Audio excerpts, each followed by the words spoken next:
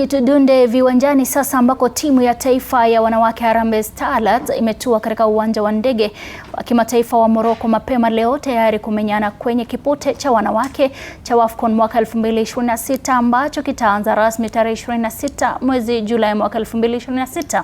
Kikosi cha Building Odemba kimefanya maandalizi ya kutosha nchini Ufaransa, huku Kenya ikiwa na matumaini itatamba zaidi kwenye mashindano hayo. Hata hivyo, Kenya imepangwa kwenye kundi A pamoja na wenyeji Morocco, Senegal na Algeria, huku michuano hii ikiratibiwa kuanza rasmi Julai tarehe 26. Hii ni mara ya pili katika historia ya timu hii ya Harambee Starlets kushiriki dimba hili la mataifa.